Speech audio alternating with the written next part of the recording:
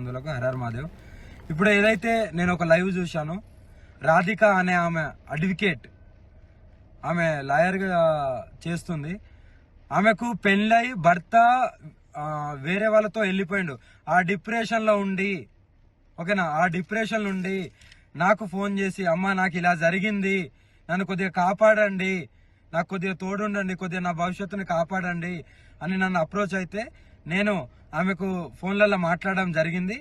కానీ ఏదైతే ఆమె ఇప్పుడు పెళ్లి చేసుకున్నామో, నాకు తాళి కట్టింది అనేది ఇదంతా అబద్ధం. నేను ఒకటో తారీఖు మధ్యప్రదేశ్లో ఉన్నాను.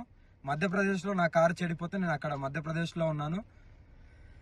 కానీ ఏదైతే తాళి కట్టిందని అంటుందో అవి ప్రూఫ్స్ కావాలి నాకు.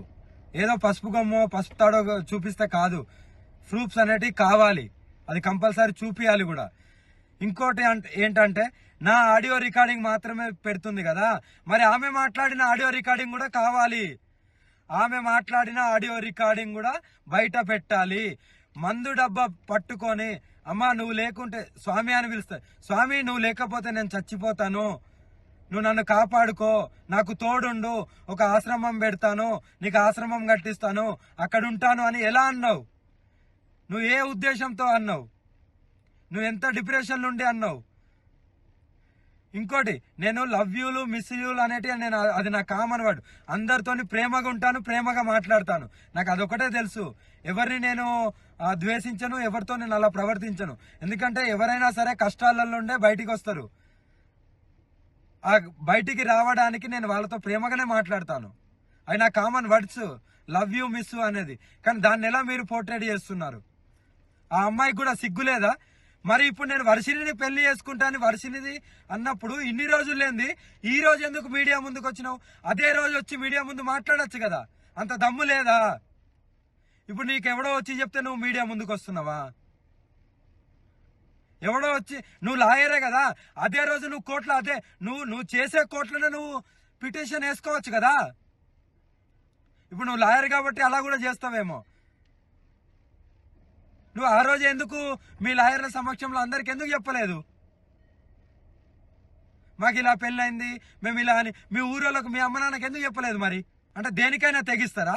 నీ మొగుడు పోయిన డిప్రెషన్లో, నీ మొగుడు వెళ్ళిపోయిన డిప్రెషన్లోకి వెళ్ళి బయటికి రావలేదా అని ఫోన్ చేసిన దానివి ఇప్పుడు నా మీద నిందలేసి అంత పెద్దదానివి అయిపోయినావా? నీ ఆడియోలు కూడా బయటికి రావాలి. పెళ్లి చేసుకోమని అడిగింది నువ్వు, పెళ్లి చేసుకుంటానని అడిగింది నువ్వు, పెళ్లి చేసుకోకుండా మందు దాగి చనిపోతా అన్నది నువ్వు. నీ ఆడియోలు బయటికి తీ. నువ్వు ఆడియో రికార్డింగ్ పెట్టుకున్నావేమో, బయటికి తీ.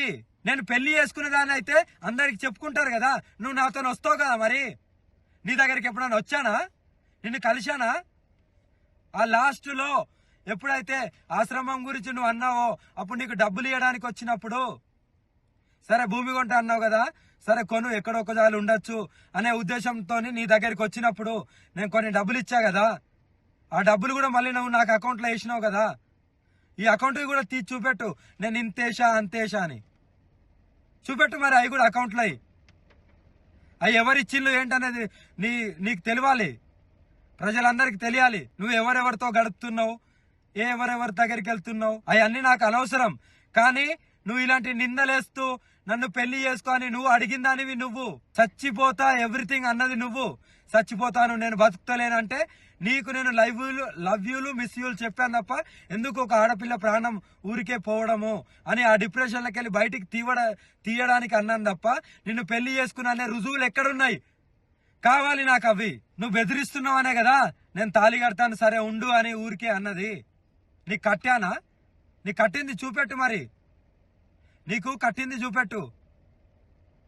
మెడలో తాళీలు అంటున్నావా? ఇగో నా దగ్గర చాలా ఉంటాయి, ఓకేనా?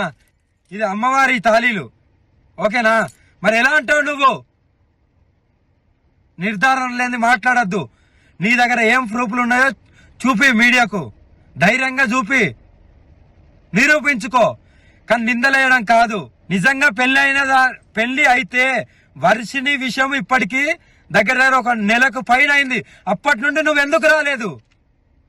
అప్పుడు వచ్చి నువ్వు డైరెక్ట్ నువ్వు ఒక కోర్టులో చేస్తున్నావు కదా, నువ్వు ఒక లాయర్వే కదా, మరి నువ్వు ముందుకు వచ్చి నువ్వు ఎందుకు చెప్పలేదు? ఇప్పుడు ఎందుకు వచ్చావు? ఎవడో ఇన్ఫ్లుయెన్స్ చేస్తే వస్తున్నావా? ఎవరో ఇన్ఫ్లుయెన్స్ చేస్తే వస్తున్నావా? నీ ఆడియో రికార్డులు కూడా బయటికి పెట్టు, నాకు రుజువులు కావాలి, లేకపోతే ఎవరిని వదిలేది లేదు. మీరేం చేస్తారో చేసుకోండి. ఇవన్నీ కల్పితాలు మాత్రమే. నమ్మితే నమ్మండి, లేకపోతే లేదు. కానీ ఏదైతే ఉందో అది నిర్భయంగా చెప్పడమే నాకు తెలుసు. లవ్ యూలు, మిస్ యూలు నేను చాలా మందికి చెప్తాను. చాలా మంది బాధలో ఉంటారు కాబట్టి